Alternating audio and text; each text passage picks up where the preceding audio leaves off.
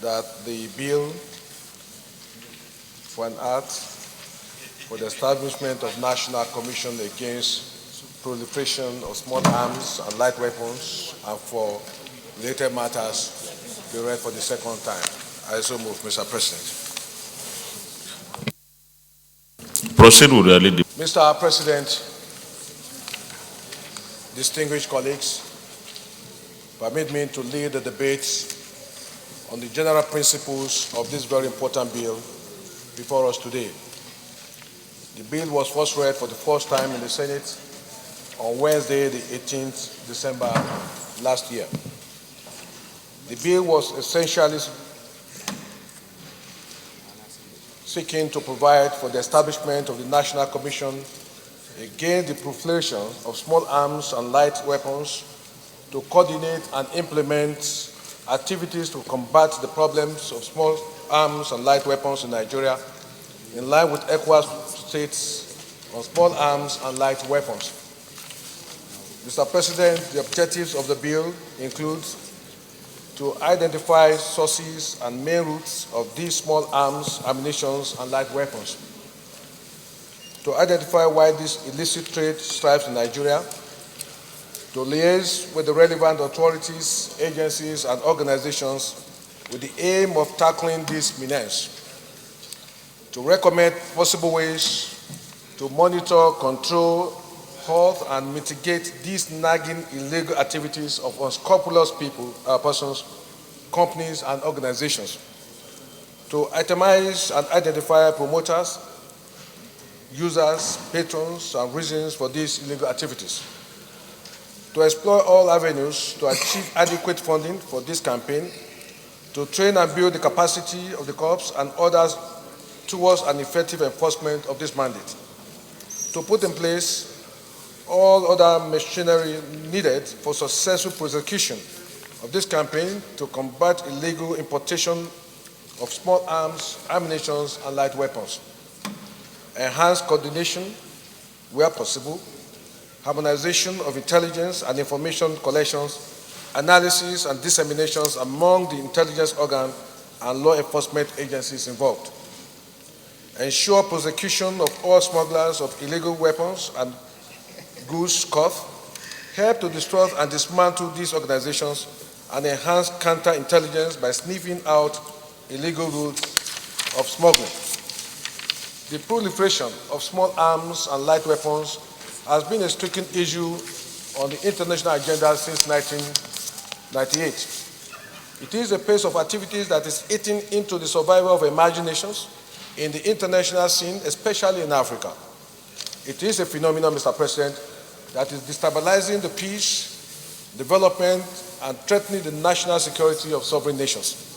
The complications of illegal arms and weapons of terror worldwide informed the United Nations to come up with a program of action to prevent, combat, and eradicate the illicit trade in small arms and light weapons.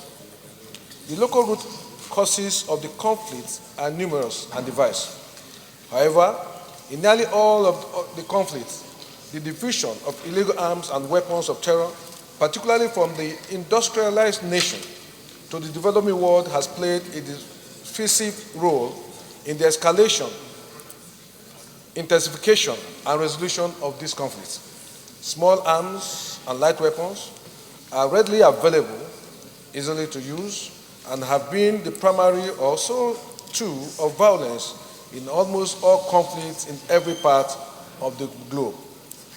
These weapons of terror are in the hands of irregular troops operating with scant respect for international humanitarian law.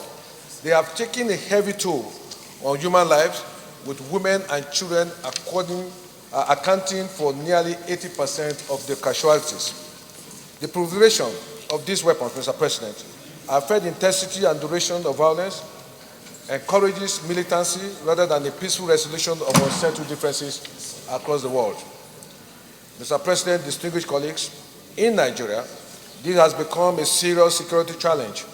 There is general insecurity as most parts of the country experience higher level crimes, perpetrated using illicit arms.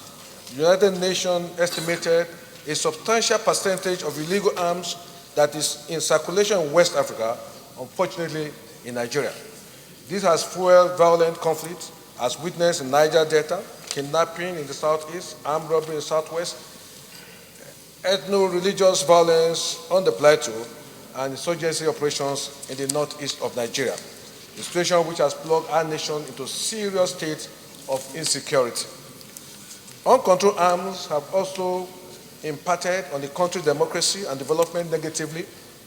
Electoral violence by gun-wielding thugs, assassinations of several political leaders since 1999 have jeopardized free and fair elections in many states of the Federation. Mr. President, distinguished colleagues, there are numerous ways by which small arms can be smuggled into the country because they are lightweight and concealable nature.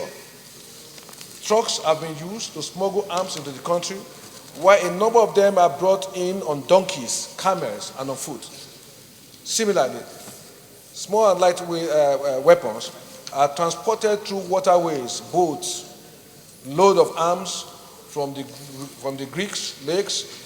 Conflict areas have been reported to have been discharged at Warri, Bonny towns of Niger Delta.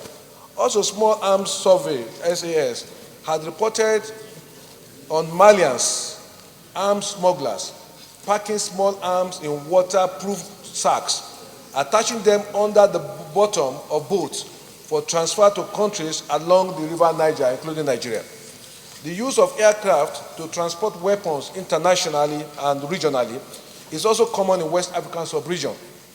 Here, military planes play active roles in large intercontinental illicit arms transfer, arranged by international brokers. Such transfers, Mr. President, are often complex, consisting of front-line companies and collections of brokers, financiers, and corrupt state officials operating mostly from different countries. Though a combination of factors such as porosity of our borders, corruption of security and law enforcement officers, and the existence of readily made market in conflict flashpoints in the country, such weapons are smuggled into Nigeria. This method of trafficking, Mr. President, constitutes the most significant contributor to proliferation of arms. The illicit trade thrives because the return on investment is very high if the smugglers are not caught. Mr. President, the above effects of illegal arms and weapons of terror in Nigeria are self-explanatory and calls for a concerted effort by all and sundry to successfully prosecute this war against terror. The support, collaboration, and involvement of all genuine stakeholders is a condition precedent to winning the war. It is within this framework that the proposition of certain organized private sector stakeholders like the Importers Association of Nigeria was accepted by government to set up a special task force to combat illegal importation of small arms, ammunition, and light weapons in Nigeria. Mr. President, distinguished colleagues, I believe that this bill, if passed into law, will go a long way in coping insecurity challenges in our country. I therefore urge you all, my distinguished colleagues, to support the second reading of this bill and commit her to the relevant committee for detailed consideration. I so submit, Mr. President.